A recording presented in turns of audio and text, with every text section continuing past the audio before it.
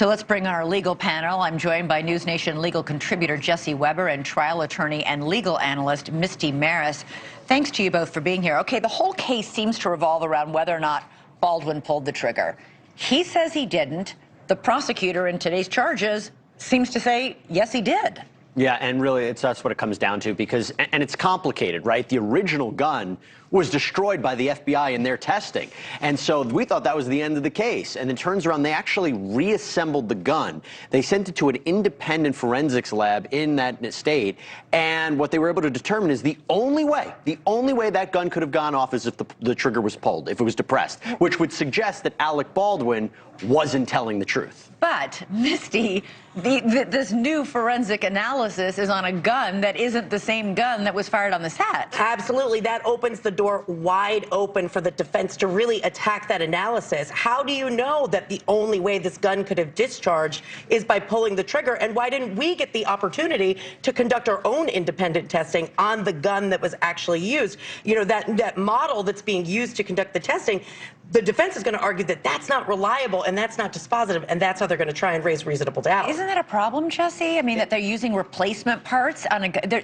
The gun they're testing in this new evidence and for these new charges is not the same gun. And let's be clear, just because he has been charged doesn't mean they're going to get a conviction. I agree with Misty. There are so many ways you can say, how do we trust this examination? What are we talking about here? Now, I will tell you, for an advantage for the prosecution, they charge him with two different theories of involuntary manslaughter. So either the jury would have to find that he was negligent with the weapon, maybe he didn't use reasonable care, or that he totally disregarded the safety of others and knew that there was a risk of death, which signals to me, and the central question, other than pulling the trigger, pointing it in the direction that he did, because you're hearing so much testimony right now and accounts that you never point the gun directly at somebody on set. You point it off, you never point it directly at a human being. And in fact, there's another part of that interview that he gave to ABC News where he does say, I would never do that. I would never point a gun directly at a person. Right, acknowledging that that would be not in line with safety protocols. But in this fact, he did. Right, and that's why everything's based on, because it's a recklessness standard. Even though negligence, that word, is in the statute that is being charged, negligent use of a firearm,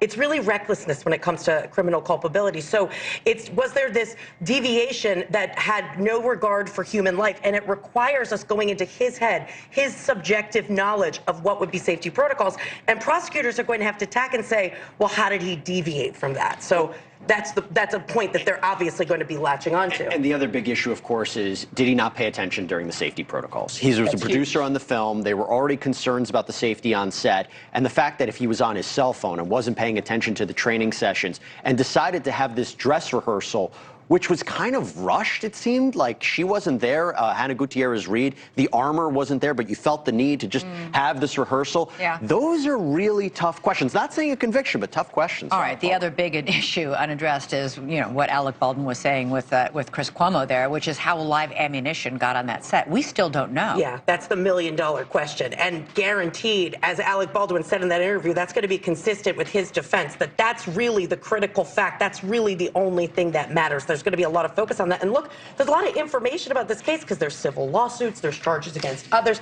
And so that question has still yet to be answered. See, the way that I would look at it, too, though, is, yeah, who could have predicted that a live round would be there? But how many times do we cover trials where they bring out a weapon, like the murder weapon, but they lock it, and they never have it pointed at somebody? They don't have it pointed at the jury. They don't have it pointed at the attorneys. You know, part of me would wonder if that's an argument that would be made in court. The reason we're not doing this is because we know there's always a risk if you bring any kind of weapon onto set. But they're shooting a movie where the character is supposed to pull out of the gun and fire it at somebody. Right. And that's why, even though this trial is so salacious, a lot of it's going to be going through those safety protocols. What's standard? What was expected on the set specifically, and how the conduct was different. That's the big focus in this case. Well, the armorer, whose job it was to secure all the guns and ammunition on the set, goes on trial next month. So will we hear something different or revelatory in that trial, do you think? We'll learn more. We'll learn more, but how many, I mean, in this case, it just that was her job. Everybody's putting the blame on somebody else. I think we're going to get a lot more answers because it was her responsibility to make sure